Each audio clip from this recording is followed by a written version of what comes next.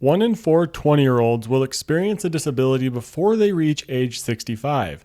So what are you going to do if your paycheck suddenly stops because you got in an accident? My CFP education caused me to realize how important insurance is, especially disability insurance and term life insurance. I'm going to walk you through today calculating how much disability insurance and how much life insurance you need. Don't overlook this area of your financial plan. It's extremely important because nothing will derail your financial plan and all your hard work like a disability or a premature death. So make sure you have this in place, because I know for my wife and I, we both like to bike to work. And that's a really stark reality of how we need to have disability and life insurance, because if anything were to happen to us, we don't want our plans to fall apart. So make sure your plans have the safety net that they need in case anything happens to your paycheck or you need life insurance. But let's get into today's tutorial where I'm going to walk you through how to calculate life insurance and your disability insurance need. So I'm going to show you how to calculate your term life insurance needs and your disability insurance needs right here on my website. And the nice thing is you're not going to get spammed by phone calls from salespeople right after filling out the calculator. You're going to be able to fill this out and all of your information is private and secure. But you can sign up for updates using this button at the top of my website if you're interested in staying connected with financial planning for young adults. But let's go ahead and get started here with your life insurance need calculation. So let's get started with step 1, which is one-time expenses. This is things like moving. Let's say your spouse has to move or pay off the mortgage. So let's just throw in a number of $300,000 to say you had that much left on a mortgage. If you're renting, then this may be something like $10,000 to help them get into a new place, pay early termination fees or security deposits or things like that. Let's say you have some outstanding debts you want to pay off, like your student loans. So we're going to add in $40,000 here. Education costs for dependents. Say you want to put your kids through college. Let's put $100,000 in right here.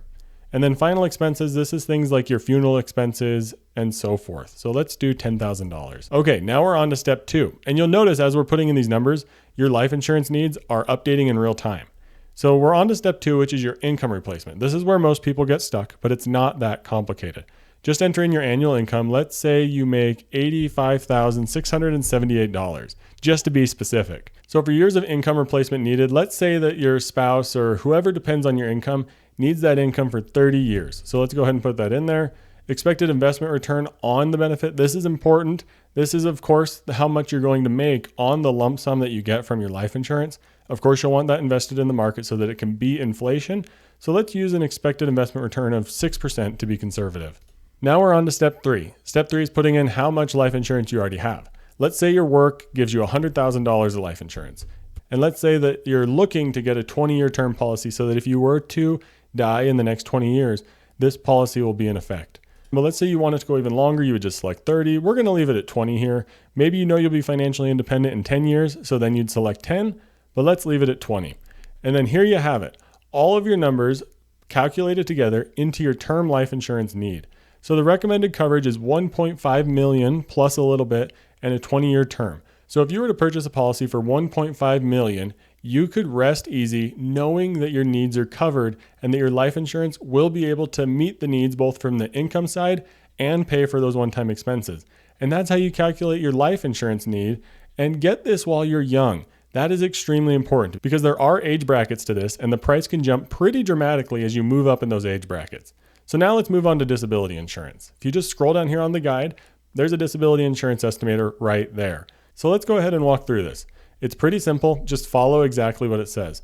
What's your monthly gross income? I'm going to leave this at $5,000. And let's say your take-home pay after taxes is about $4,000. I'm using round numbers for the sake of simplicity here. Let's say you want the maximum amount you can get back during your disability. You'll notice it's 60%, 70%, or 80%. There's not going to be a 100% replacement option because you're not going to be able to get 100% or more of your income replaced by disability insurance, or else people would just start committing fraud and act like they're disabled in order to get paid without having to go to work. That's why there are limits on disability insurance. So we're going to select 80%. Let's say you have $1,000 through your workplace. So let's go ahead and enter that in. Your monthly essential expenses, now this is important, you only want to make sure to cover what is absolutely required. And because there's a limit on how much disability insurance you can get, you'll be fine here, but you need to know how much your essential expenses are. So in this example, we're going to use $3,000. That's things like bills, minimum debt payments, anything that is absolutely required. Now, elimination period. This is how long until your benefits actually begin. 90 days is pretty common, but you could go as low as 30 days or as high as 180 days if you know that you have a great emergency fund that's ready to be used. So let's go ahead and select 90 days, and you'll see here how much you need. And now you can go out and ask the disability insurance companies to say, I need a $3,000 a month policy with all of these different terms that we've mentioned, and then you can get quotes for it. But let's say you were to crank it up to 180 days. This is likely going to mean you need more cash, and the premium is going to be even lower. So there are some trade-offs here. These are what's called dials. You'll hear people refer to these as dials you can turn to increase your premium or lower your premium, increase your benefit, lower your benefit. There's a whole bunch of different things you can do with disability insurance, but this estimator is going to help you realize how much you actually need. And now the other thing that is extremely important to know here is right below the estimate is own occupation versus any occupation. You want to make sure to get own occupation, especially if you're working in a professional career where your career is extremely specific to your skills. That means it's going to pay out if you can't do your specific job. If you have any occupation, that means it's only going to pay out if you can't do any job at all, which may not be a job you want to work, but if you have any occupation, you still have to do it because you're technically not disabled enough to work any job. So make sure you get own occupation insurance, and make sure you have an emergency fund that is ready to cover the elimination period. That is also extremely important. But there you have it. That's how you calculate your life insurance need and your disability insurance need. Both are great things to have. They will help your financial plan if you ever need to use them. And of course, we don't want to have to use them, but they are there as a safety net. That's the whole point of insurance. And now a couple other things to note here. You may have these coverages through your workplace, but that's probably not enough. Life insurance of $50,000 is not going to be enough to pay for really anything. Or disability insurance of just a small amount but a massive waiting period that you're not even aware of, that's not enough. And the other thing to note, these employer policies won't follow you. They'll just end up disappearing and you won't be able to keep them. That's why I recommend either getting a group policy to supplement what your work is offering, or if you're a member of a professional organization, that can be a great way to get group rates and get discounted disability or life insurance. So make sure you check out all the different options to purchase these two pivotal insurances. The last thing that is important to note is whole life insurance versus term life insurance. Keep your life simple and just get term life insurance. You don't want to make it complicated and have to understand this big, convoluted, crazy whole life insurance policy that's probably just making the salesperson a massive commission.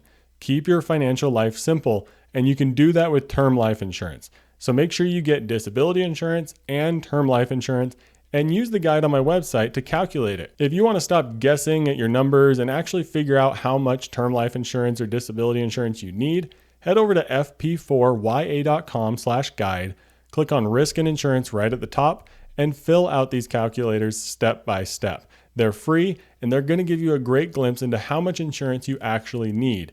And if you want to work through the numbers, please let me know. I'd be happy to sit down and have a chat and talk about what these insurance options mean for you. But thank you for checking out this video. If this video got you thinking about insurance and your financial plan, be sure to check out episode 31 of Financial Planning for Young Adults, where I talk about building a financial plan beyond just investing. In that episode, we covered estate planning, beneficiaries, powers of attorney, insurance, and the psychology around why we make bad decisions with our money. So be sure to go check out episode 31 of Financial Planning for Young Adults right here on YouTube. And of course, the link is in the description. And thank you for watching Financial Planning for Young Adults. I'm your financial planner, Skylar Fleming. Have a great week.